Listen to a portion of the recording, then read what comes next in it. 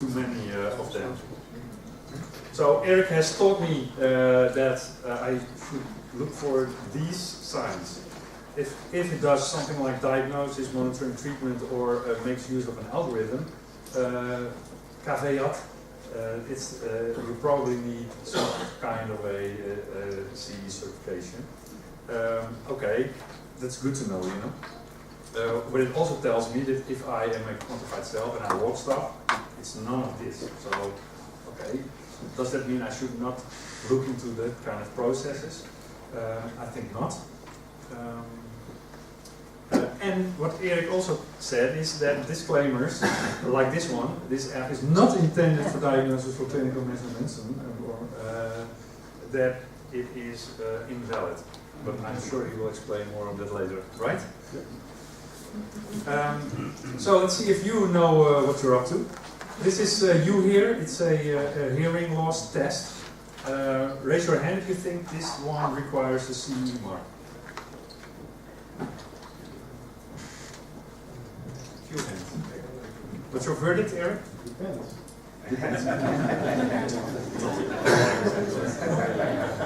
This app is a camera app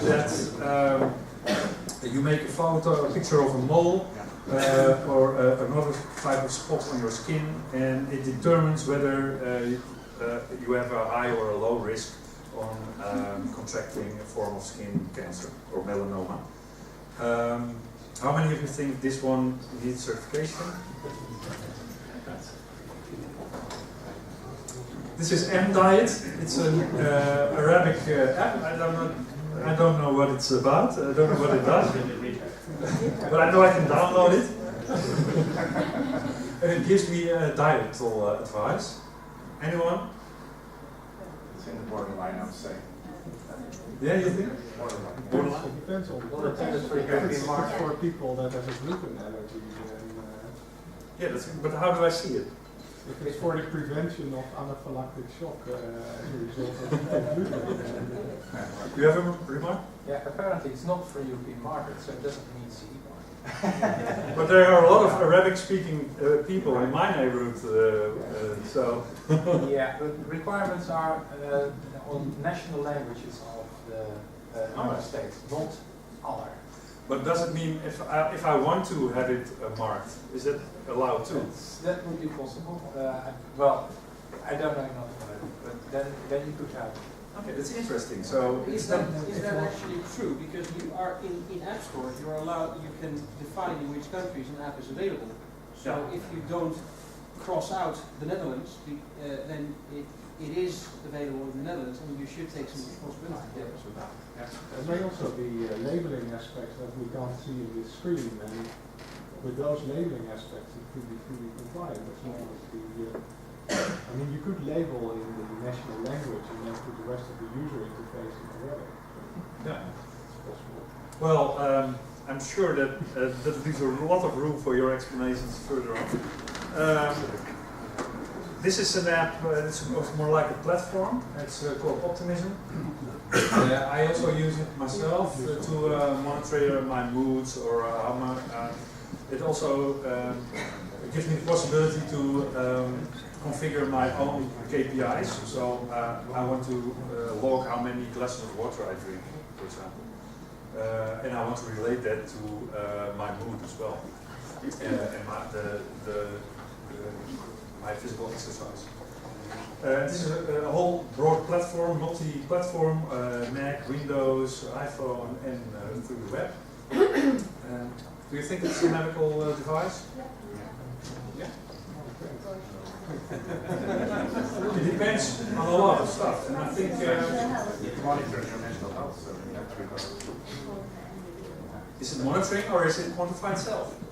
What's the difference between monitoring and quantifying yourself? Because FDA was clear about quantified self, not being medical software. It does calculate, yeah. What is the definition of a medical device then? Yeah. Good question. If 1 and 1 is 2 is the calculation, Because a calculation is that the same as an algorithm. Yeah. For the purpose that you use it, that it matters. Yeah, I think a key phrase in that is keyword is purpose. The intended use. Yeah. Okay. And this is my personal health record. I use it to monitor my medication use of, in fact, my whole family. Do you think this is medical software? This is a personal health record. So like my sorry? You input data. I put in, yeah, it's all input based. Okay. So you don't think this is?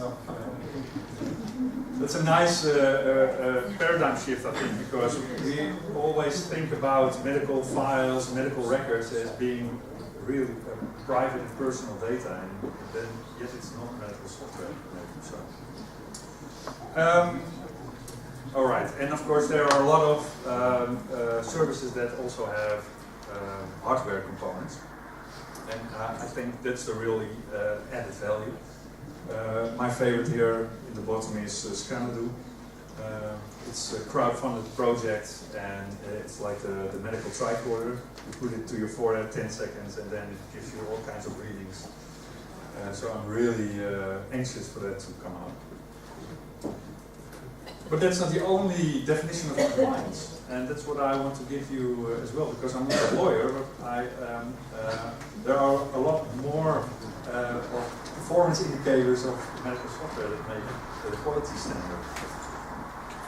For instance, I also found this definition: a patient or doctor's adherence to a recommended course of treatment. So that means these kind of services. And you see them many times, like medication alerts are the most found form, I think. And I hope that you all will be focusing on not only alerting, but like a push notification on a more, well, like you, how do you call it? You have the data in store, so like predictive analysis. So you know that my schedule is busy for today, so you can give me a push notification to use more or less or something, or take some more rest before I go today. And that's not really like the Google Now of medical software. I'm still waiting for that. I also found responding favorably to a request offered by others. And then we have behavior modification. I think that's one of the biggest benefits for me as a consumer, that I can use medical software to change my behavior in a good way. And BJ Fogg from Stanford University has made this behavior model. If you don't know it, look it up. And he says that behavior is the combination of a motivation, the ability to do so, is it hard or easy to do, and triggers have to be present. And if you're, if you want to know how you can modify behavior of your customers, then they have developed a behavior wizard as well. So go to the website and they will guide you step by step into the behavior change model. Also, compliance is the adherence to standards, and that's one of the things, well, that makes me sad, because many of the apps I see are vertical silos of data, and not many apps use the interoperability or connectivity to third-party application program interfaces. Like, if I have a personal health record app, why not store it into my Dropbox account or publish it to Evernote so that I can share it with my GP? The Blue Button initiative to download all your data from a device is something we should embrace too here. And maybe it's not only regulatory or at the moment, but it's something your customer will want and start asking for actively. HL7 standards, OpenID, login with Facebook, stuff like that. Also, you see a lot of platforms emerging that facilitate into this line of work, like middleware platforms. You can connect your device to. So you can stick to your core business and not have to develop an entire backend. No, you make use of an existing one. So your customers can connect, for example, to TickTrack. It's an infographics generator. So they can connect to your Google services, to your Facebook services, to your calendar, to your Fitbit, to your other Nike Plus running app, and they generate infographics of your data. Because that's what's missing too. You know, we have all this data, but it's no information. So connect to the services like this. At least give your customers the liberty to do so. And of course, compliance is also obedience, because you are developing, because your CEO says he wants to have an app, because you're a market leader in some kind of area, and it's part of your job to create a medical app. And that could be a good reason, but never forget why you're doing it, and never forget to create your business model. Even if it's for public relations or social responsibility purposes, like many pharmaceuticals, they offer medical apps to their clients. For instance, a medical dictionary, they brand it so their doctors can use it for reference. And it's for creating loyalty with their customers. So that's a business case. But most popular are, at the moment, I think, are subscriptions to services. So the app is available free or freemium, and if you want to make use of certain services, you can purchase them in the form of a subscription. Like you saw the Small Nest, the quantified cell breastfeeding app. For the price of a pack of diapers, you can export all your infographics. That's the added value there. And what you see is the hardware component as well. You can sell your hardware and make your software available for free. More and more are component licenses. So if you're smart, you're developing some kind of component that others can reuse into their applications. You can license it, and you can sell the data that you aggregate. That you, like, for instance, patients like us. Patients like me. It's a platform where a lot of patients input their data, and the owners, they aggregate it and they sell it back to pharmaceuticals for research purposes. And very hip at the moment is the lean startup model. Like when you think, oh, okay, we're going to create this in startup mode, like we're going to pretend we're in Silicon Valley. Where are the millions of dollars of investment grants? Okay, it has a lot of benefits because you're very fast in development, and at the time when you can reach the market, you already have a customer base, so you can already start making money while the product itself is not even yet mature. But there are some pitfalls here concerning medical devices.